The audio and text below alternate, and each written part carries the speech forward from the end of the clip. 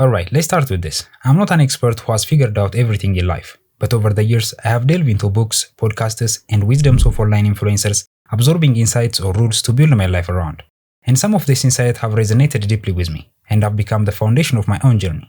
I hope that sharing these insights can offer some guidance and inspiration as you navigate your own journey. So let's delve into these rules that I have found to be super useful. The first one is about happiness is not a destination. The pursuit of happiness can be a never-ending cycle. We often believe that happiness is a destination to be reached rather than a journey to be experienced, and this can lead to a constant state of dissatisfaction, as we are always looking for the next thing to make us happy. We often believe that we can simply write off our unhappiness and find happiness in material possession. A bigger house, a nice car, or the latest gadgets might seem like the solution. But the truth is, these things are merely temporary fixes. Once we achieve them, we often find ourselves chasing after the next thing. So look for happiness in things you do, and problems you solve to achieve goals, because it's most probable that you'll be working for quite a long time. The next one is respond but do not react. Have you ever found yourself reacting, driven by your emotion rather than reason, just to blame yourself for the way you act when you get calm? It's because reacting is literally letting your emotions drive your actions. It's impulsive and can lead you down the path you do not choose. But responding means taking control. You pause, think, and decide how to handle a situation. And this allows you to make choices that align with your goals and values. In a sense, reacting lets life dictate your journey, while responding empowers you to be the captain of your own ship.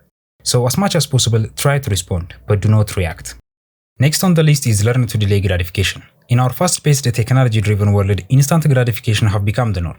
From social media to streaming services to fast food, we are constantly bombarded with options for immediate rewards. And this can lead to a sense of entitlement and an expectation that everything we want should be available right away. But most things we desperately want are not just clicks away. True growth and fulfillment usually requires patience and the ability to delay gratification. So you better learn to delay gratification. Next up is be impatient, but at the same time, be patient. Alright, this one might sound confusing, but stick with me. This is what I mean. You need to get excited about your goals and work your ass off to achieve them as if you have limited time. That's what I mean by being impatient, but at the same time understand that big things take time, so have the patience to see the result of your effort, because nothing big is achieved overnight, of course unless you win a lottery. Time to talk about risks, as the next one is take a risk while you are young. When you are young, you have a unique window of opportunity. You are likely more flexible, have fewer obligations, and the freedom to explore different paths. They are the ideal times to take risks. It's the phase where you can experiment, fail, and learn without being weighed down by too many responsibilities. Because as life progresses, commitments increase, you may have to settle for things you never wanted. So don't shy away from taking calculated risks. Pursue your passion to build a strong foundation for your future before you get desperate. The next one is use what you've got. You know how that saying goes, when life gives you lemon, you make lemonade. The point is, don't let limitations overshadow your potential. For example, you may not have the money to start the business you want, but do not let it hold you back. Instead, focus on what you've got. Like what skills do you have, what connections, and what available resources, like your computer or your phone. With creativity and determination, something significant is achievable. Yes, it might be hard, but not impossible. So give it a try.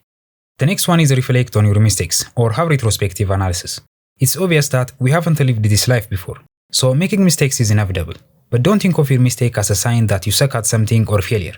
Instead, think of them as invaluable learning opportunities. If you have feedback or retrospective analysis on things you do, whatever it is you do, you can enhance it by analyzing your errors through practice and feedback, which offer insight into what works and what doesn't. So as much as possible, reflect on your mistakes and learn from them. The next one is about decision. Don't make decisions out of desperation.